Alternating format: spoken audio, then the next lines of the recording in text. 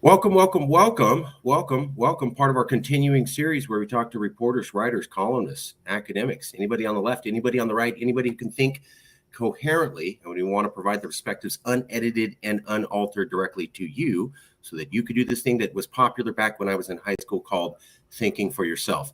Maybe it'll come back, maybe it won't. With us today, it is our privilege to have Hans Noel, Associate Professor, Georgetown University. Hans Noel's research is on political coalitions, political parties, and ideology. Come on, one second, I'll check something.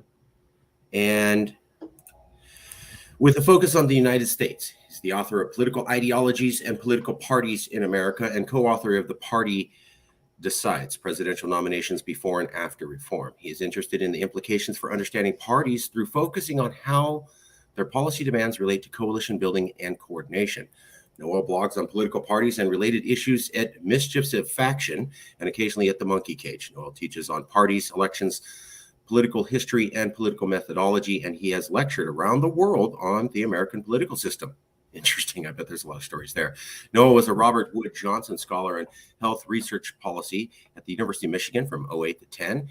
Before becoming to Georgetown, he was a fellow at the Study for Democratic Politics at the Woodrow Wilson School of Public Policy and International Affairs at Princeton University. That is exceptionally a famous school. He received a PhD in 2006 from UCLA right here in California. And from 1994 to 1997, Noel worked for a daily newspaper in Virginia. He co-directed, co-produced the award-winning feature film, The Rest of Your Life. And he has been around. This is how I found him, was in this article. But he's also been on television speaking about political polarization. But before we get into that, and he also has written for the Washington Post and published some other articles on political polarization. So very famous, has been around speaking to the lay public and to the academic world about this topic. But before we get into that, let's see how far we did. Professor, did I say anything wrong? Do we need to correct something? Not at all. No, that sounds more or less accurate. It makes me sound nicer and smarter than I think I probably am, but there's nothing I can dispute factually there. We try. So the thing is that this article, how ideological activists constructed our polarized parties, I think came out a couple of years ago, and it's related to this Washington Post article in 2014. But then also you had done, some more research around 2014. So I guess the first question would be, what's going on in 2014 and why is it a good time or worthwhile to talk about political polarization? And before your answer, this is what I always ask. If you could answer both as an academic and as just somebody with two working eyeballs, and if you could explain it to me as though I've been in a cave for the last 15 years. I don't know what's going on. What's going on in 2014? Why is political polarization an issue? Why is this worth talking about? And why are newspapers interested in talking about this too? Sure. Well, so the piece that you're mentioning here was part of a series that the Monkey Cage did on polarization, which was then collected in that book. And I think the sort of height around 2000, 2010, 2014, that sort of period was the sort of moment where we really thought like polarization was the thing that is defining what's going on with American politics. Since then, I think we still talk a lot about polarization, but we've got kind of a richer understanding about anti-democratic tendencies in some of the parties or whatnot. But at that time, right, what we thought was, well, we've got two parties, and parties didn't used to have an ideological distinct approach. They were different from each other, but there was a lot of overlap, and there would be what we'd call liberals and conservatives today in the Democratic Party, and liberals and conservatives, the way we think about them today, in the Republican Party. And that is no longer the case really by the 1990s and definitely into the early part of this century. And so my first book was about exactly that. So the book on political ideologies and political parties in America. And what I argued there was that political thinkers, activists, people who are paying a lot of attention to, what is it that we should be doing? What are the right policies and right approaches? That those folks they've been making various proposals and so forth, but they were sorting themselves into two ideological perspectives, a liberal perspective and a conservative perspective. And that sorting really was taking place even as early as the 1950s. So you had an ideological division between liberals and conservatives that was pretty well established by the 1950s, but the political parties weren't matching that. The political parties were, kind of trying to cover both sides. Sort of rather famous work by a political scientist, actually an economist writing in political science, Anthony Downs, sort of says, "Oh, well, both parties, they cover the whole gamut from the left and the right," which is a little overstatement, but it was more or less true in the 1940s, 1950s, and so on. What has happened since is that the difference between liberals and conservatives has sort of been picked up by the parties. The Democratic Party sorted out and eventually decided it was going to go with what we consider the liberal perspective on a lot of things, and adopted that direction. The Republican Party has likewise done this with the conservatives. And I argued in the book that what that really was about was, these ideological activists and ideological thinkers constructing these two perspectives, and it's hard to have both. And before the 1950s, there was a lot of, there was a little that's conservative and it was a little, but once you start having these two clear pictures, it's hard for a party to try to include both. And so eventually the parties adapt and sort, and that's just a process that, took half a century to work itself out, but it's sort of a natural process.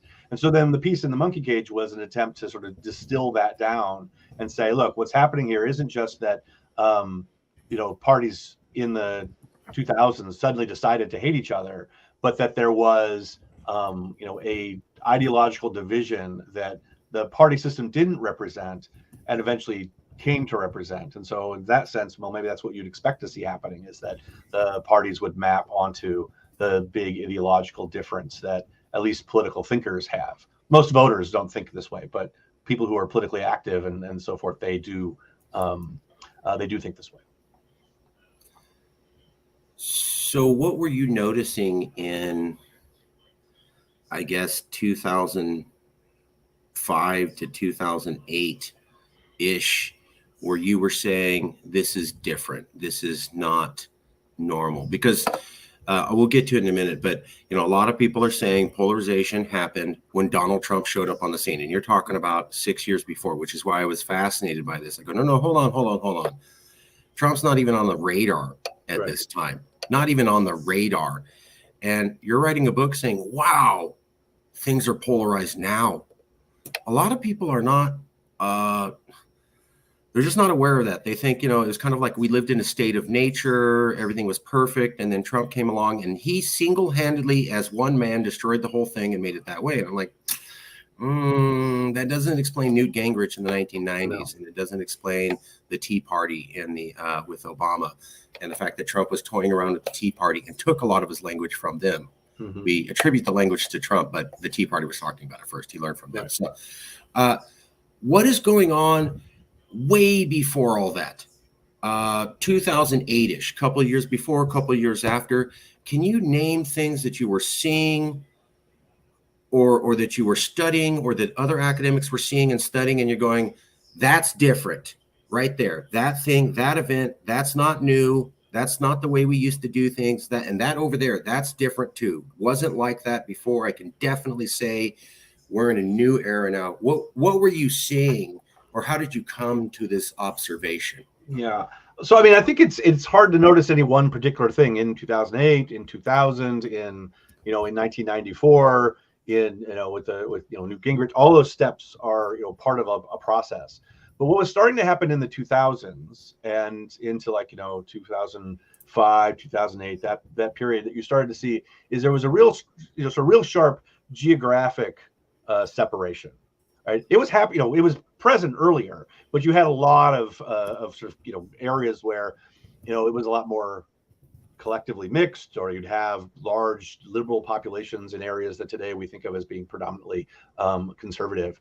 And some of that was just people in those areas who we thought of as, well, they're already Democratic, and so that looks like it's more of a blue area, but in fact they already believed and wanted more conservative policies, and they just hadn't yet accepted that the party that was closer to them was not the Democratic Party, because Democrats had been a party that had supported conservative policies before. Most voters, they're not keeping up on the latest. They're like, I remember what happened in the past. I remember what my parents did. We've been Democrats my whole life, so I'll be a Democrat too. When in fact, that party, that family has been fairly conservative and has been sort of out of step with the Democratic Party as it's been moving. And similarly, we've been Republicans for our whole life, and not realizing the Republican Party is moving.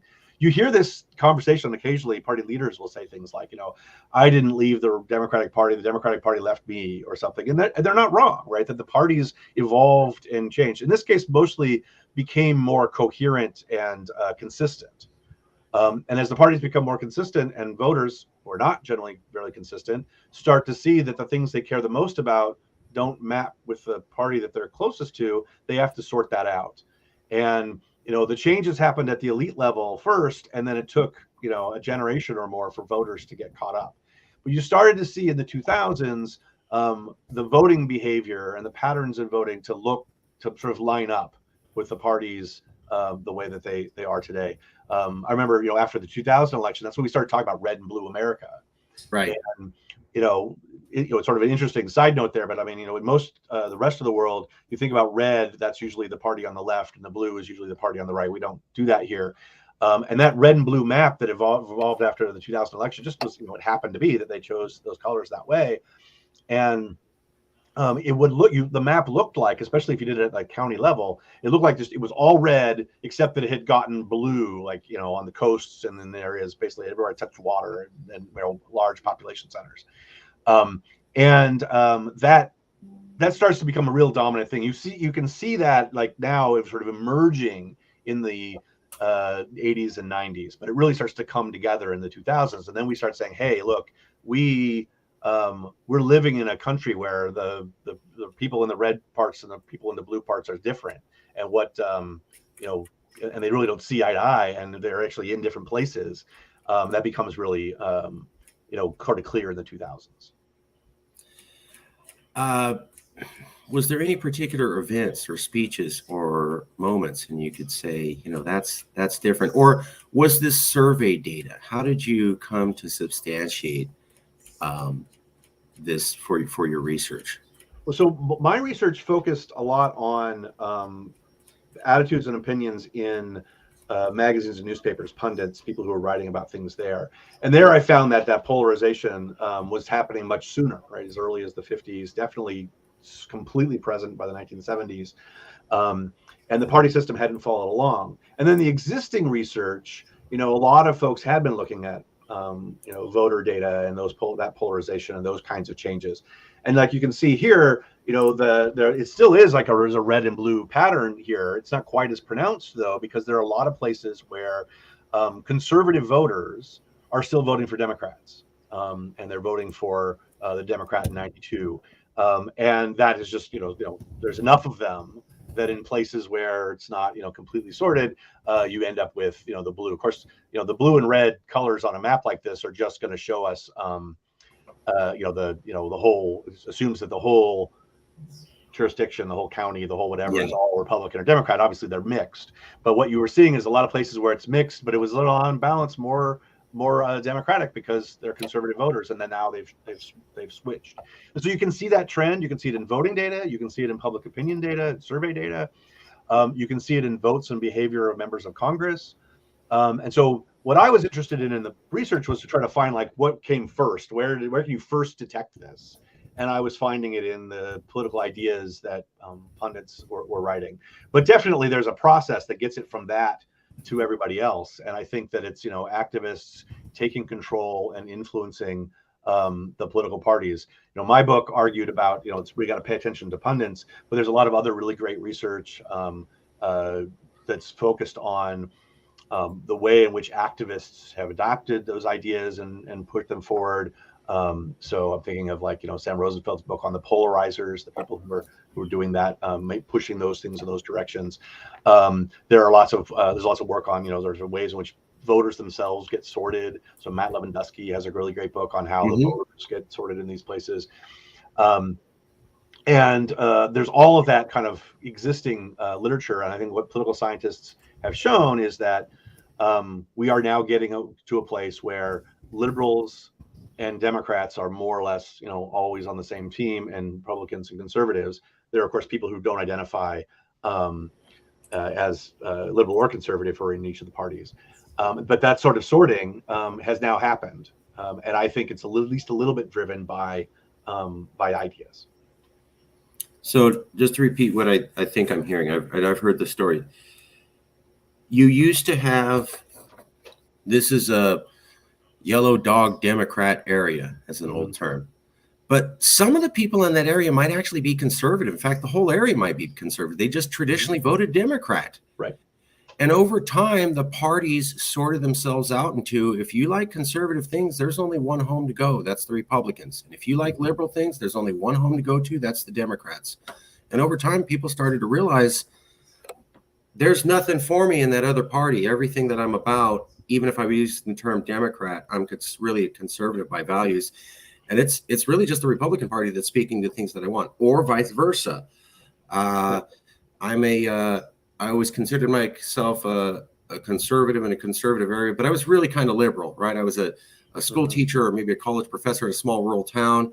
Right. And I'm like, wow, the Republican Party just gets more and more extreme. And the Democrats seem to be the only party saying things that appeal to me. And so we used to have a Republican Party with some liberal Republicans and a Democratic Party with some very conservative Democrats. I remember Mel, whatever his name was, a very conservative Democrat, and they had him do the Republican National Convention speech. He was Zell Miller, I think was his name. Yeah. Yeah, and he was one of the last ones, and then you saw Joe Lieberman was a conservative Democrat, and they got rid of him one day very quickly when the polarization started changing. So, yeah, the parties sorted themselves out. Did people move? There's a theory on maybe some people moved from a liberal area to conservative area. Maybe they moved from conservative area to liberal area. There's more evidence of that now. Is there evidence of that in the 90s, early thousands? So there are people who argue that's part of what happened, and you can find some slight evidence for it. My understanding, my read of the evidence is that's, if it's happened, it's a minor part of the story. Okay. And the reason it's a minor part of the story is that, people move for lots of different reasons, and all of us. I've moved all over the country in my career. I'm originally from Oregon. I've lived in California and Illinois and Michigan and in New Jersey. In all that time moving around in all those places, I never moved to a place because it was like, well, that's people who are ideologically similar to me.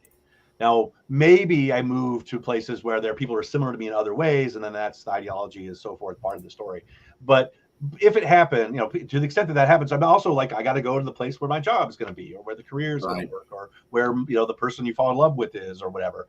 And so there's some of that happening, but probably what's more is happening is that, people who are in what we today think of as red states, were fairly conservative, but they were okay with the Democratic Party in some areas. And then, they started to a shift to change parties. And then once they've changed parties, they get more consistent messages. I mean, if you're a mostly conservative person, but you're a Democrat, you're hearing people who you are voting for and you like telling you things that aren't always conservative. And so maybe I'll agree with both things a little bit. But now you think of yourself as a Republican, you're mostly hearing other conservative messages. And so that's going to push you in that direction even further. And so there's like a circular thing where I'm already agreeing with you, and now I'm getting more messages that agree with me, and I'm more likely to listen to those messages. And so you get this divergence. And that, we think that happens in general. If the parties are sorting voters in this way, it can only reinforce those differences. And it starts with the elites, but it moves to the people. Is that fair? I think that's right. I mean, there is a story that says, well, voters also do things, and elites are trying to capture and follow them, and get out ahead to what they're to get their votes. And I think there's some of that happening too. Again, there's like a cycle type thing. But I think that generally the dynamics are happening among people who are really engaged in politics, who we tend to call elites. But I mean, they're just people who are really involved in politics, whether that's their career or they're really interested. And most voters, quite sensibly, I think, don't care as much about politics, and so they end up following along with the people who do. I guess the question for me first would be, are you saying that political polarization is bad? Because it seems like, well, the parties just sorted themselves. Nobody did anything mean. Nobody was saying, let's divide America and let's make Congress unworkable. It's just you had these ideologies. They were there. The parties didn't clearly match them. And over time, the parties moved to clearly match the ideologies that were there. That would sound like the parties are representing the people even better if we look at it that way. So is political polarization we're experiencing now, is it inevitable? Did it always have to be this way? And is it bad? Should it be reversed?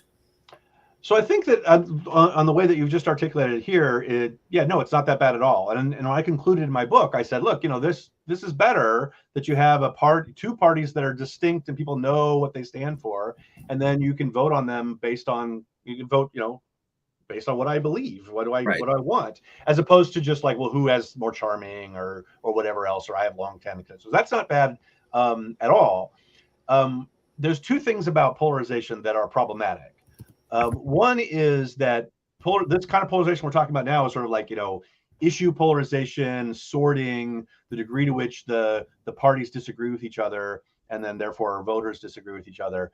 But there's another dimension of that, what we would call affective polarization, which is the degree to which you just dislike the other party, right? So we disagree, and I know that I think this, and therefore I'm in this party. Someone else thinks that, they're in that party. That's sorted. That's all good. But if I think that they're bad, if I think they're fundamentally un-American, then that can be problematic, because then I won't listen at all. I won't try to compromise. Why compromise with people who are against the principles of America, right? They're just the problem. And so that, what we call affective polarization, or the sort of emotional connection, that kind of thing is, I think, a bit of a concern. And it probably is fed by the polarization into two clear camps. I mean, most democracies don't have just two parties, and they still have polarization. They still have people on different sides. But I don't necessarily feel like, if I'm in one of the several center-right parties in a European country, I don't necessarily think that everybody on the left is a monster. I might even have more dislike for some of the other center-right parties that I'm not in, that are similar, but they're not what I want. And so you don't have this two camps thing going on. The second thing that is problematic about polarization is that because of its two parties and it's in these two camps, the very, very extreme group that might be large enough to dominate one of the parties ends up capturing control of that party, and then everybody who even kind of likes that party is going to vote for it. So, for example, let's take a hypothetical example on the left. Let's suppose that the Democratic Party has a bunch of communists in it, and they put forward a communist candidate, and the communist wins because among Democrats, there's a lot of people who like that. And then a lot of other Democrats are like, no, I don't really want that at all, but I can't stand the Republicans, so I guess I'm going to vote for this communist. Right. And the same thing we think is part of what's happening with politics on the right now, where a lot of people who are Republicans don't really like the Democrat, don't want to like Donald Trump, maybe don't want to go quite the direction that Donald Trump has. They'd like to move past him. But there's a large core of support that Trump does have. And maybe like a third of the Republican Party is like, Trump is I'm going to go all in on Trump. And another third of the Republican Party is like, hey, Trump is okay. I can go along with him if he's the candidate. And then you've got this group who are like, well, I'd really rather do something else, but they don't have a choice. And when it becomes Trump versus Biden or Trump versus any Democrat, they're still going to, all right, well, I'll hold my nose and I'll vote for Trump.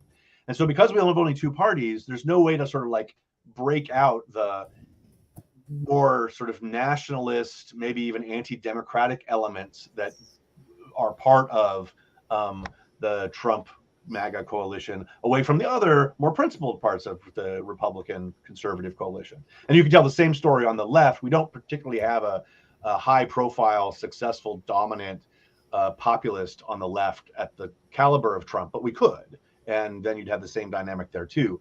And so it becomes difficult to sort of represent all of the different preferences when you only have two parties. I generally think having two parties isn't all that bad. It just means you have these two coalitions. You have to form coalitions. But one of the consequences, especially in the polarized era, is that the very, very polarized, very, very extreme elements that capture control of one of the two parties can sort of get into power with, a fraction of support in the country. And that's problematic. Take it into power with a fraction of actual So one example would be the MAGA crowd pushing the Republican Party into it. Another might be the attempt at the squad, the super liberal squad, AOC, Ilhan Omar, Rashida Tlaib, I believe, trying to push the Democrats, although the Democrats seem to push back a little bit on that. But some Democrats like Joe Biden literally said, the extremist wing of the Democratic Party was pushing us to defund the police, and that was a horrible idea, and we never should have done it as a Democratic Party, and we were forced to do it because of these awful liberals. I mean, he literally said that on the campaign trail.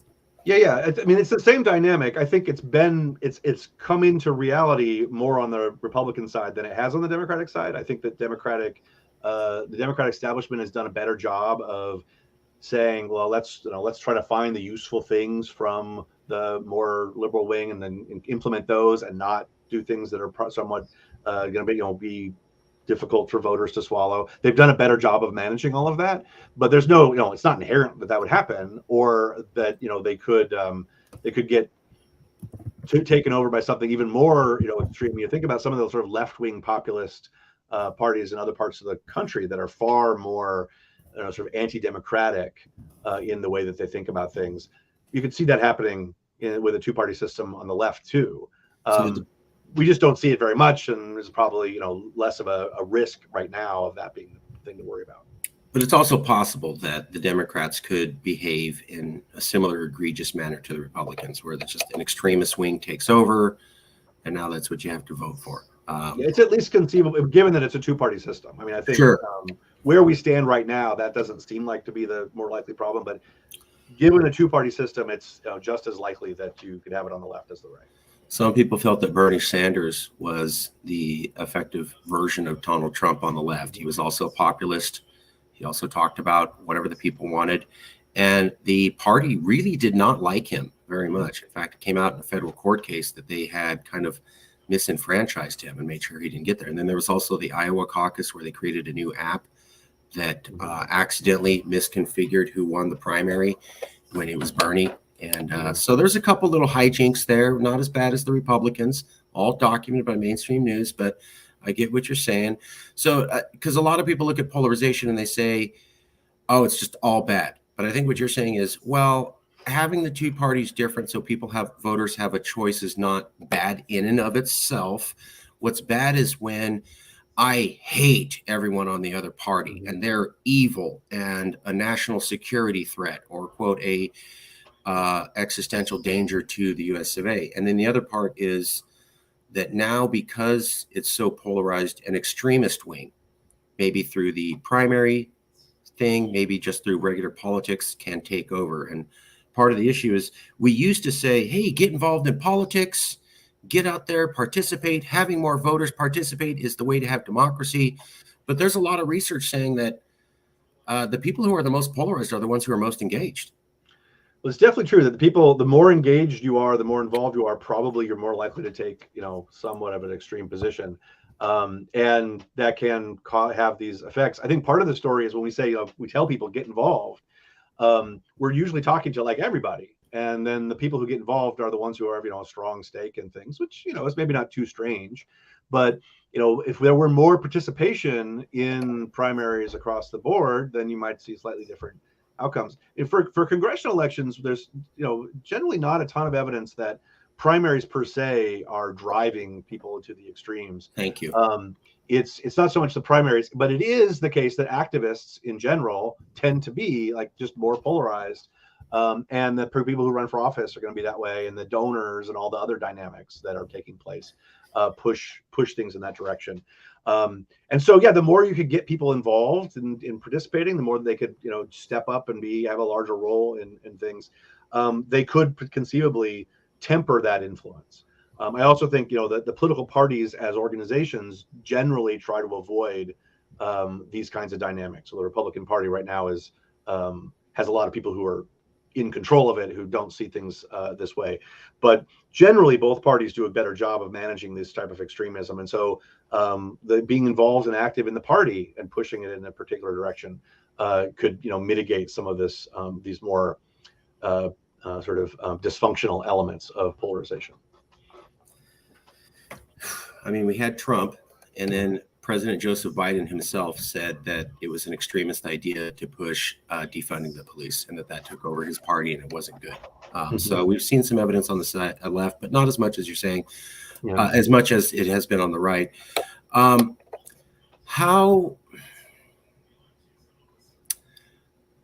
How do we get to where, does this get better? Does this return to functionality? Is it possible? I guess the question would be, we used to, and this is what I've heard from everybody, was, like you said, we used to have some liberal Republicans, some conservative Democrats, and you can go back to Ronald Reagan, and Reagan was definitely a partisan, and he would definitely slam the Democrats, but then he would work with them to actually pass legislation.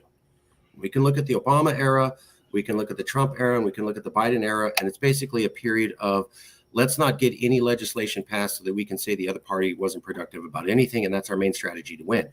I believe historians called the Obama presidency the least productive Congress ever. They didn't blame him, but they said, wow, you guys couldn't get anything done. I mean, you couldn't even pass, what was it, a budget reconciliation, and then the World Bank criticized both Obama and the Republican Party and said the federal leadership at the American government level is ridiculous on the financial world scene. So it's not good. If we're only getting more polarized from there, how do we, is it possible to have a system where we have these two polarized parties, but we don't have effective polarization and we are able to get bills passed? It seems that we have lost the ability, and I know people are going to say, well, the Build Back Better plan, and there's a few steamship pieces of legislation that managed to get through. But if you compare us to the 70s, the 80s, the 90s, there is no way in hell that we are pumping out the amount of legislation and lawmaking that we should be. And it seems to get worse every single year. So can we have this level of polarization and sorting and get back to where we can actually pass laws at each other and not hate each other's guts? Or is that not possible because we are this sorted? I mean, that's the big question, and I don't know the answer. It does seem like, that this arrangement is not really helpful. I think that one thing that we're starting to see happen that may help contribute to it is the degree to which we start to identify the factions within the parties, right? So before we said, oh, there were liberal Republicans and there were conservative Democrats. Well, there's not liberal and conservative, in the wrong party, so to speak. But there are factions, right? There are the more ideologically pure and extreme Republicans, and then there's the more moderate Republicans. There's the, in the Democratic Party, we've got the Joe Manchins, and we've got the sort of Joe Biden, who's kind of like more of the sort of mainstream, and then you've got the more ideological progressive wing. And so to the extent that you can identify what those groups are, then it's easier to say, okay, well, what I would like to see is, I would like to see more mainstream Republicans get elected. That's what I want. And so when I go to vote for somebody, I vote not just for whoever the Republican is, but this mainstream Republican or something. And so identifying the factions is helpful, but then you have to make sure that the right faction actually stands for election in your district. One approach to that would be to have sort of a multi-party system. With that, we'd probably need to change institutions, right? So there's talk about multiple, if you have multiple members in multi-member districts, you're more likely to get multiple parties. But short of that, there might be some more ways of identifying, like, I'm going to run as a moderate Republican and get represented to reach out to the voters that want that and try to make that kind of appeal.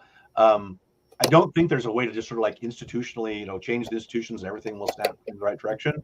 But for a number of other reasons, proportional representation, or at least multi-member districts, seem to me to be one way of moving in this direction.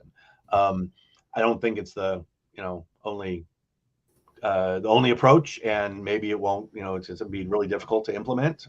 I think there'll be a lot of pushback. But that's one. Sort of seeing the factions is sort of like a step towards that in some ways. So I think that's a possibility. I think also, if we can, move to ways in which to encourage major political parties to be more responsible in managing the extremist elements within them, that would be helpful. I think there's some changes in campaign finance laws that could encourage that. So right now, individuals raise money themselves, and so there's sort of an incentive to be crazy, because if I say something outrageous on Twitter or outrageous on the floor of Congress, people will donate money to me. Whereas if money was going through the political parties more, right, then I would give money to the party, and the party would be like, we don't want this loose cannon, and so they would discourage that sort of thing. There's lots of minutia in the campaign finance regulations that sort of encourage us to donate to individuals and not to parties, and so that would be a thing that you could do to give the parties a little bit more of a sense. But I think the biggest thing on that front is, if we want parties to do a better job, and we want to encourage them to do a better job, we need to recognize that political parties are necessary for democracy. They're central to how democracy works, and we ought to sort of build our institutions around the parties and think about, if I don't do stuff that incentivizes the right parties, not I want to make sure I send a moderate to Congress regardless of what party they're in, because once they get there, they're going to be part of whatever party they're in, and they're going to be bowled under by the rest of their party. But if we can do some things to sort of say, hey, look, I don't just care about who represents me from my district. I want to think about, the larger partisan institution that's doing all of the work, and that's where we put our attention. The new parties might do a better job of managing their extremists.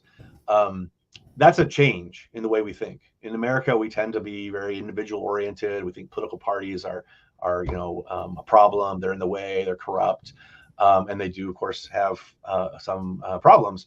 But we need to think about parties as being the more central actor if we want them to do a better job.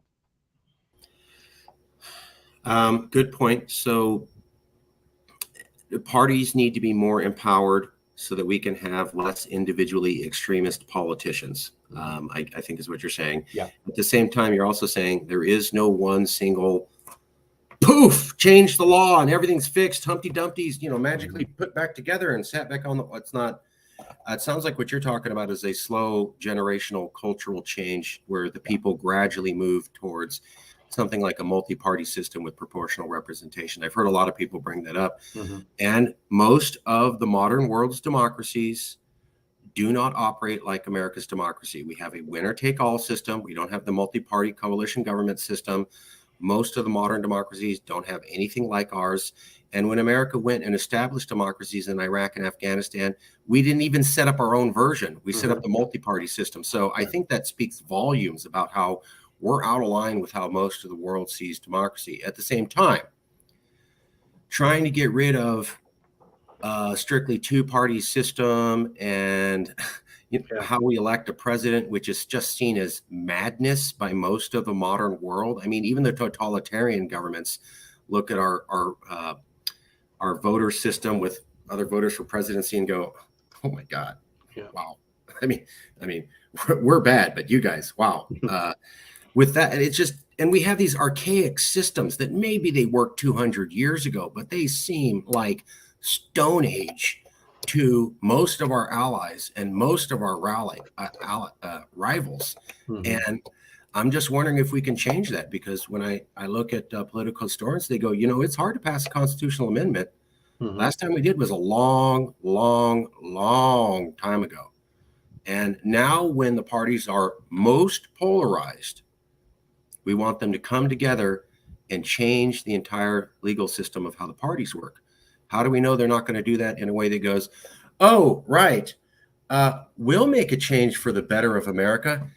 Mm-hmm. Make sure to change the rules so that secretly our party comes out on top, but it looks like we're actually doing this for America, but it's really our party. And then we'll shove the legislation through, and then we'll just let the voters figure it out 10 years later after we did it to them. Okay, we're for America, guys. Let's come together and pass some legislation. And politicians are smart and educated and familiar enough to play games with the voters and not exactly do what they told the voters. Can we trust the parties that are most polarized state to come together and in a good friendship fix America? So, I think the thing is that it's not just the parties that are in office and the politicians that are in office that are making these choices. What's almost more likely isn't that somebody will say, "Oh, let's rig the system in a way that'll help us." But that small choices will be done, small differences, and then the people who benefit from them will adapt to those, and they know how to adapt. They'll be ahead, and they'll choose things that are continue to be good for them, and reforms that they don't think they know how to adapt to. They're just like, "Well, we're not going to do that," and then the result is the same, even without them being very clever. And that dynamic is going to happen. But the other piece of the puzzle is the rest of us talking about this now, academics and activists and everybody else talking about this is the place we want to go and what we'd like to see happen. That can also subtly shift things in useful directions. And if we start to have an idea that, our first past the post majoritarian focused institution maybe isn't so great, then it'll be easier to change a generation or two from now once people all kind of like accept that maybe that's part of the problem. And it's slow, but that's all kind of these kind of changes. They're slow until suddenly something happens. I think the other big piece of this that we have to sort of, we'd be remiss not to mention is that a big part of what causes these, that gives the fuel to populists and gives the fuel to these kinds of conflicts is the fact that we're trying to construct a functioning multiracial, multi-ethnic, multicultural democracy. And so that becomes difficult to say, like, we have to find a way to be inclusive. We're not just going to be about, the same kinds of folks. We're going to try to find ways to include people who've been excluded for a while. And once we start finding ways to exclude, that's when people start to react and, I don't like the changes that are happening. And a lot of the institutions that we have and our justifications for the institutions that we have that, date back 200 years don't take that stuff into consideration. One reason why we don't tend to see even the United States implementing first past the post presidential systems in other places is because they see the ethnic conflict that's potentially there, and you need to find ways to manage it. Well, we know we have those same concerns here, and we need to be more upfront about them, be more conscious of them, and think about how they play into the organization of both party coalitions, but also just how people see politics in general. So that's a lot of attitude changes and acceptance that as that comes along, the next generations will be more willing to try these things. And then who knows what innovations we'll come up with and what the changes will be. The changes in politics in the United States mostly have not been planned. Right? They've sort of snuck up on us. And whatever happens next will probably sneak up on us too. But the more that we are interested in solving the right problems, maybe the things that sneak up on us will be better. I totally agree with. So I'm withholding my conclusion while I still do more interviews, but I've been coming to the conclusion of the problem rests with the people and the solution rests with the people. And it's going to be us educating and learning and going, we should not be picking the most extremist people. We got to be a little bit better at going, come on, that girl, they, them is way off basis. Let's, bring it in a little bit. And that comes with education and attitude changes. We've done it before. People used to not think women should vote. That attitude changed. People used to think minorities shouldn't vote. That attitude changed. People used to think smoking cigarettes was cool. That attitude changed. But it took decades. It was not years. It took decades to get the American people to go, oh, let's have, everybody should vote. Smoking's bad. So arguably, some of those things still, there are people who are resistant. They're still. Yeah. So I could see that versus the quick fix. Let's just pass a law, because a lot of the language in the media right now is, well, if we could just pass a law to fix social media, and if we could just pass a law to fix 24-hour cable news, then everything gets fixed immediately. And just social media and just cable news is making us so polarized. And I'm like, there's some trends. And then there's work like yours, because social media didn't really get very big and influential until 2015. So why are people talking about polarization in 2010? Yeah. Unless it was there before social media, which means it exists at least partially independent of social media. But I don't see a lot of people saying that. I see a lot of people go, let's quick fix, let's pass a law, we'll do this, we'll do that, everything snaps back together. What I don't see a lot of reporters and professors allowed on TV saying is, folks, you're the problem and you're the only one out, and you are going to have to work hard, and this is going to take 1 to 2 generations to do. I just don't see that being as popularly pushed as, well, if we could just regulate this bad guy or regulate that bad guy or regulate this one, everything is just poof, snapbacks together. Yeah. course, it's hard to say what when I say you're the problem to the people, like what are the people supposed to do exactly, except maybe change the way they communicate and interact on social media, which might require some changes to the platforms. I mean, definitely social media exaggerates some of these dynamics that we've just been talking about, at least the way that it works right now. But it's also really useful and it helps in a lot of ways, and it can be used in ways that like help you get a window into people you don't know about and so forth. And there are ways to encourage either one or the other. I think one of the problems with things like social media or the cable news or anything else is that the people who are making the decisions about how to run anything, they don't always have that expertise about what are the larger consequences, even if you can figure them out, which sometimes you can't. But they're not always conscious of that sort of thing. So the more we can talk about those things, even if there isn't a policy switch, is maybe a good thing. Like, well, I'd like to have social media that does X, Y, and Z, because that would improve things, rather than social media that does A, B, and C that does now that is problematic. I just want to ask about the concept of beware the solutions. So just finished reading this book. It's called Fault Lines, by Kevin Cruz and Julian E. Zelizer, smart academics. And one of the things they point out was there was this evil, wicked guy called Nixon. And, he misused the system. And so Congress said, we're going to change the rules so that kind of abuse never happens again. And because of the changes they made, we now have the system of political polarization we have today. And so the changes that they used to fix the system against Nixon actually made an entirely new set of problems that they just didn't foresee till 15, 20 years later.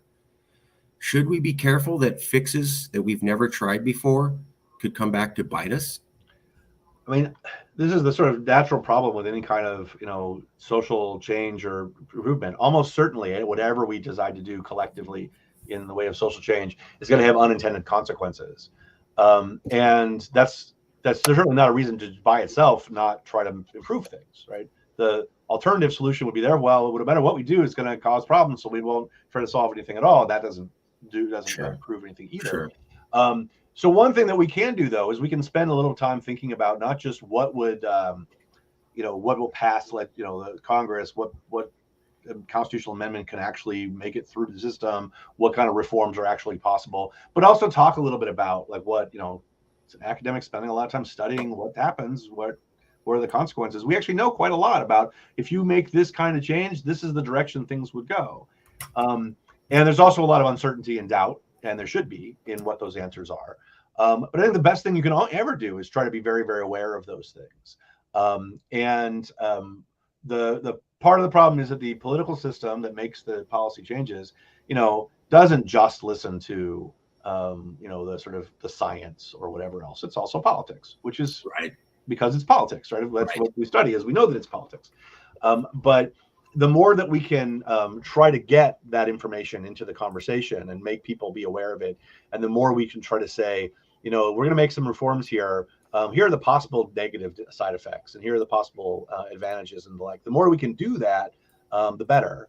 And I think that there's people who were aware of probably the potential pitfalls that Zelizer and Cruz point out in the book, and there's today people who are aware of potential pitfalls, and they have those conversations. But at the end, eventually stuff's going to happen. There's nobody who's got their hand. There's no one person whose hands on the steering wheel anyway, right? It's going to be a collective effort, and we just want to inject as much as possible, sort of wisdom and the right values, the right approach. We want to do something that is consistent with a multi-ethnic democracy, is consistent with inclusion, is consistent with reining in the power of the executive, these kinds of concerns. And then you kind of just have to hope for the best, that the policy proposals that sort out at the back end are in general better. They won't always be, but there's the alternative is to not do anything at all, which isn't going to help either. And I don't agree with not doing anything at all, but I'm just curious because I don't see many people in the popular press who are talking about solutions and have the level of caution that you are. Like, hey, don't look at this like it's a silver bullet. We need to be careful about this bullet enters the body. Where does it bounce around all over? Like not just because you know, think of the consequences of how this potentially could play out. And I see a lot of people looking at political polarization and they go, well, the way to fix it is to get out there and go talk to somebody on the other political side. And if everybody in America did that, we'd be fixed. But then there's other political scientists who say, whoa, bad idea. Because if you just go run up and get in a conversation with someone on the political opposite side, it could make them even more angry. You have to do it a certain way. So you can't walk up and go, hey, your politics are all stupid and bad. See, I'm starting a conversation, right? No, you made it worse. But we're not spending as much time saying that. We're spending a lot of time going, get out there and talk. The other thing I see is we just need more voters to watch more politics and get more volunteers and donate. And I go, that's exactly what makes another extreme partisan.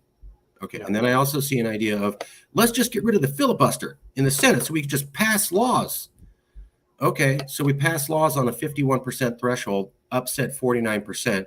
And then the next 2 years, they undo that same law. And we go from teeter-tottering extreme law to extreme law to extreme law with half the country upset and disenfranchised automatically. And I'm like, you think that's going to calm people down? And these are all ideas that are being pushed. And I'm like, are we really thinking about where this goes and the consequences? Or are we going shiny, new, put in place? Let's see if it works, guys. And I'm worried. I don't see the level of contemplation that you have displayed with others who are suggesting solutions. And that scares me that we might doing another. I mean, when they did the regulations on Nixon, this is it. This is God's work. Perfect. Everything's going to work out great. Wrong. Made a whole new layer of problems they didn't even imagine. And this was when Congress worked and they weren't ideologically polarized and everybody did want the best for America. My God, trying to do this while we're this polarized, would we even get as far? It's just concerns I have.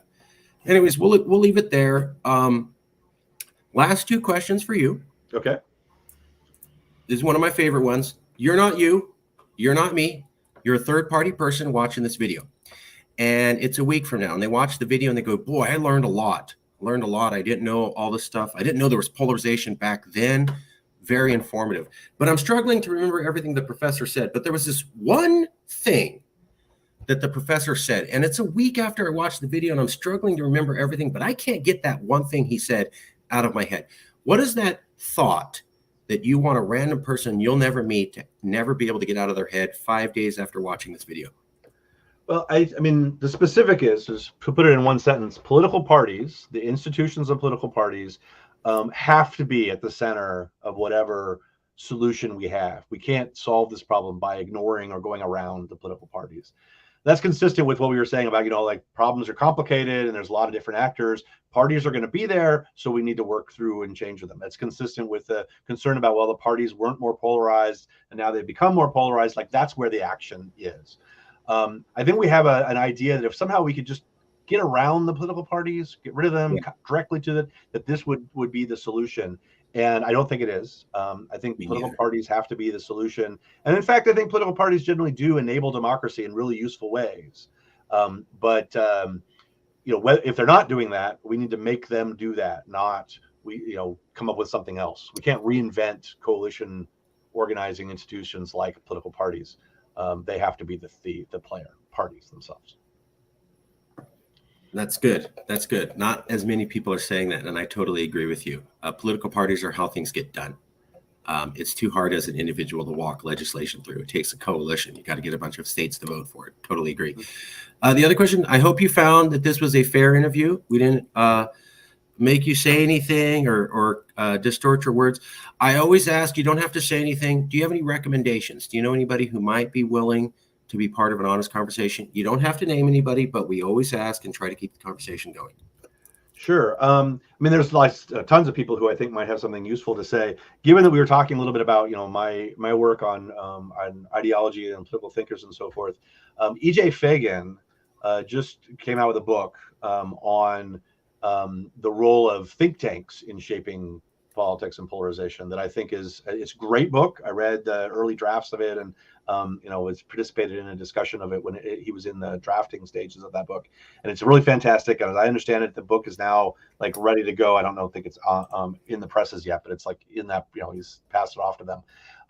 And that project is really great. So look for his work. He'd be good. I don't know if he's got time for something like this, but one way or another, look for the stuff he's written. I think it would be really useful. We got a hold of him, and we're going to be doing a email interview with him right after this one. So, perfect. But I didn't know about the book. I'll definitely look into that. Well, I really appreciate it. If you have any other recommendations, email me. I'll send you a copy of the video shortly. And I just want to say thank you for coming out, Professor. I really appreciate your time, and I really appreciate you coming out to explain these things. I think it's important for the public, and I think it's very important for people to understand polarization existed before Trump. Not a fluke. There was actually problems with smart people looking at it and going, this is a problem, folks. This isn't working, years before anyone ever heard of him. The man did not come like a meteor and destroy everything. The system was already starting to slide on its own. He's just the harbinger. I really appreciate that. I don't think enough people know that, especially in California where I'm at. The attitude is everything was perfect, and then one man brought racism to America and destroyed everything by himself. And I'm like, that's a fairy tale. That's not how things work in the real world. No. But we have a lot of politicians, academics, smart people, teachers all saying that. So I really like going, let's go to the source. Somebody was studying polarization 5 years before Trump, and they said it's problematic. That's a good data point. I want to say thank you for sharing that. I really appreciate your time. Thanks for having me. This was fun. I'll send you a copy soon, and thank you very much, Professor. All right. Take care. Take care.